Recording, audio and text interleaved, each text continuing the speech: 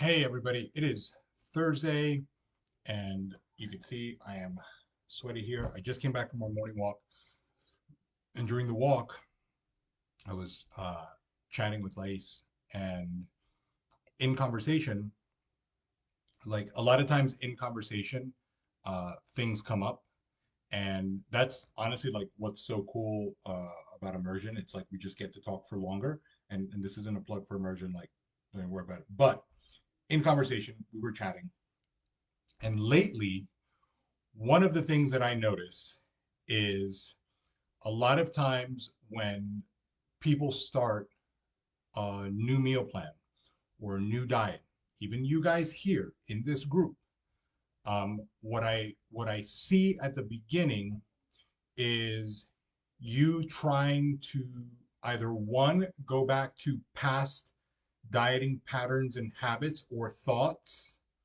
or two, trying to implement them in your current plan.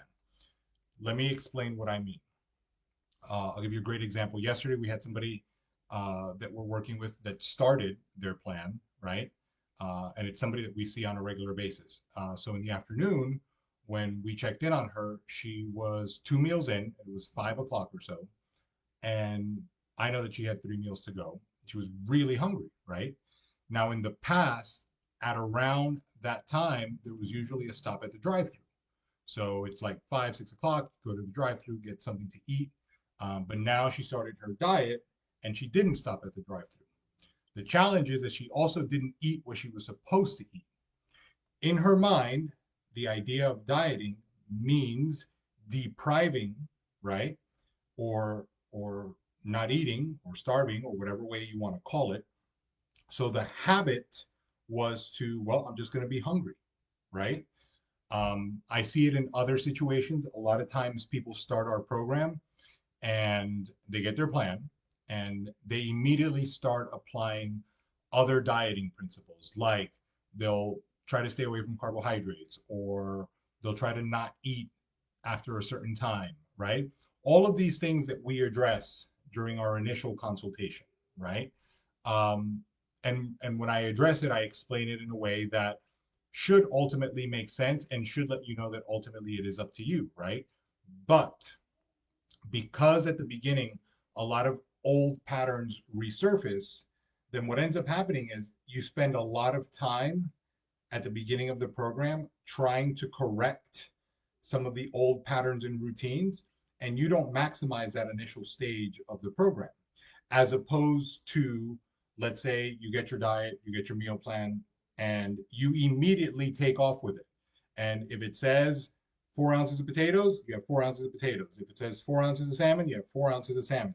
You don't look left, you don't look right, you just apply, apply, apply, right? And I know that it's not always like that, and I know that not everyone is like that. But what I do see is the enthusiasm that is there at the beginning during that initial conversation, a lot of times isn't there that first week or two, because a lot of the ideas and a lot of the fears resurface, right? And all of a sudden, all those things that we address during our conversation, like the bad foods and the things that you don't have to be afraid of, resurfaced instantaneously, right? And you start having ideas like, no, I can't have wine, wine is bad. No, I can't have cake, cake is bad. No, I can't have rice, rice is bad. And then immediately we have to course correct. And then instead of me assessing how you're applying the protocol that we wrote or the plan, we have to undo some of these ideas that are resurfacing, right? And I think that I honestly think it's okay, right? But I think that a lot of you may not be realizing that a lot of the food phobias and a lot of the food ideas and a lot of the food misconceptions that you have are probably stronger than you think.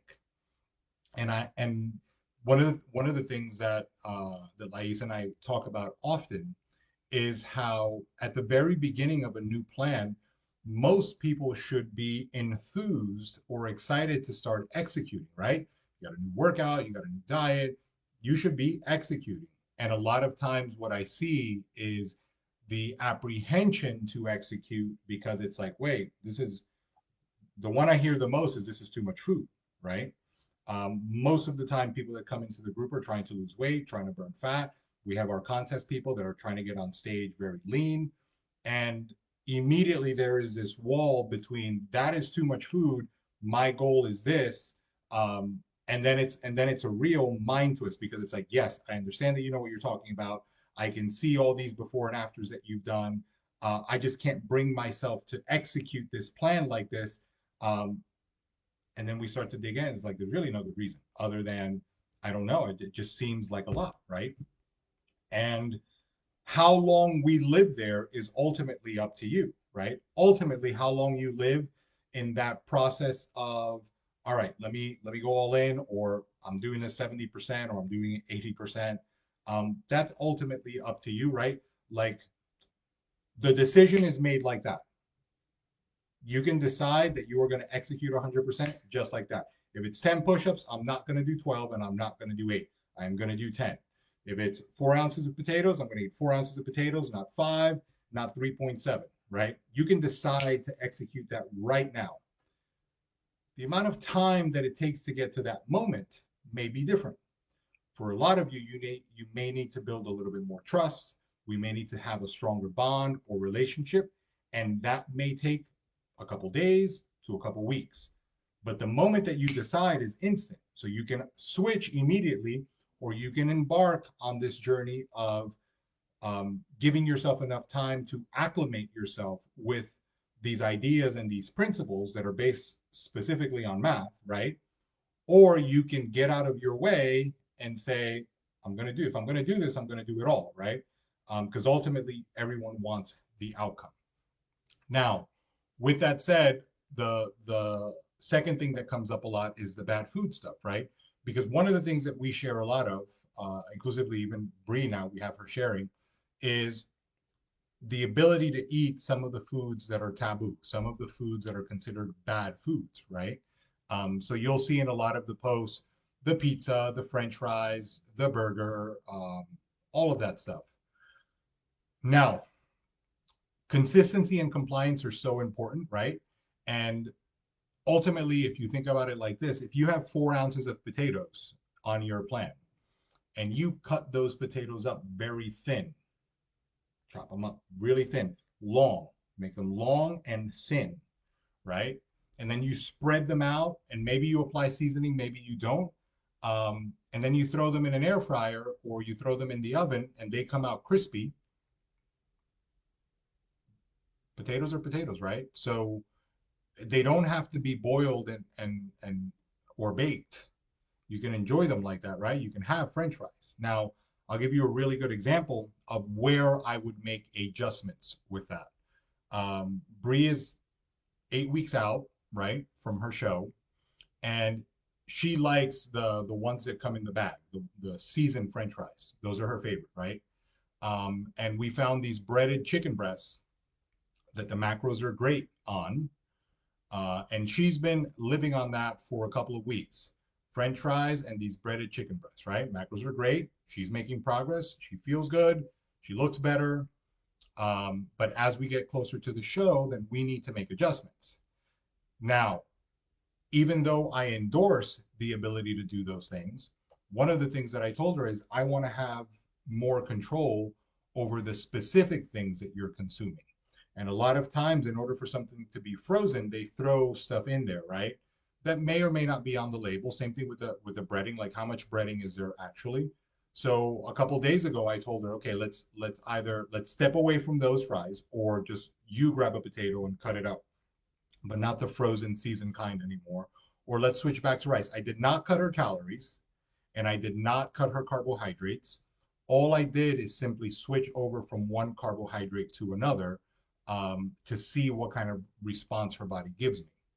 Now, will it have a major impact? I'm really not sure, but we're also trying to deal with some digestive issues, right? But I see it a lot across the board in other areas, right? Like some people are afraid of having 5 ounces of wine, which is 125 calories, but they'll down 125 calories of rice, potato, or 180 calories of peanut butter, right? But they're like, no, well, wine is bad. I'm trying to lose weight. It's like calorically, it's never going to add up. You are either in a deficit or you're not, period. What you may notice is that your satiation might be different, right? That glass of wine may not make you feel full, but at the end of the day, that glass of wine might feel better, might taste better, might make you be more compliant. Um, if that glass of wine turns into two or three, the problem isn't the wine, the problem is you. And then you need to acknowledge that. You need to say, okay, I can't have a glass of wine.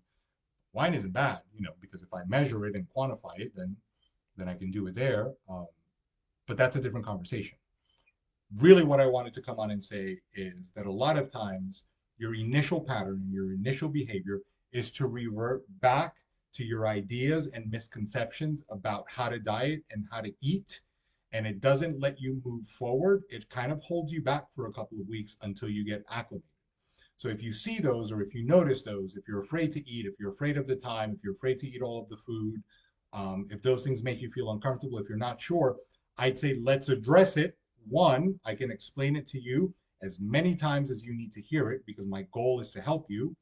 Or let's find a different way to get these things in so that we can execute the plan we need it to be, the way we need it to be executed so that we could start moving forward.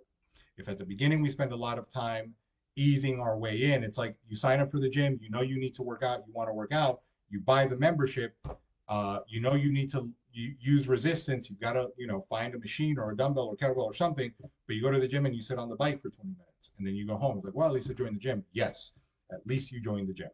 But that is not what you need to do at the gym. So at least you have your program, at least you are working on getting better, but we still need to execute the thing that we need to do in order to get there.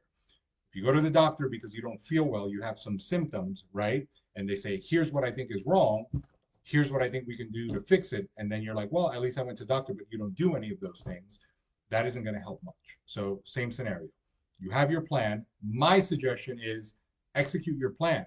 Like if you're out on the go, print it. I need to eat this. This is what I need to eat, right? Until it becomes more second nature or until we've built more rapport where you're okay texting me and saying, I'm out, I'm at Chipotle or I'm going to go to dinner and here's where I'm going. Like until we have that communication built up, then I would say in the meantime, eat what's on your plan. Like, that's what we're here for, right? And know that nothing is in a box. It's just that we need some kind of execution. And a lot of times, for some of you, executing the plan the way it is may help you move forward because you may not be ready to have the level of flexibility that I think that we can all have, and the structure might help you more. I hope that makes sense. That's what was on my mind. It is early. It is Thursday. I hope you take that information into Friday, Saturday, and Sunday, and we can start applying some of these things. For some of you that are just starting, that's what I think about that. For a lot of you that have been here for a while, if you find yourself going back, then that means that you truly haven't learned some of the things that I've been trying to teach. So interrupt them, right? Because none of the things that I try to teach are my opinion. They're just, it's like it's daylight outside. My opinion is not that it's daylight, it's daylight. The sun is out. So that's kind of the things that I talk about. So if that makes sense, let me know. If you have questions about that, let me know. I think I might share this somewhere else, but for now, it is just for you guys. Enjoy the rest of your Thursday, and I am sure that we will talk at some point today. Peace out.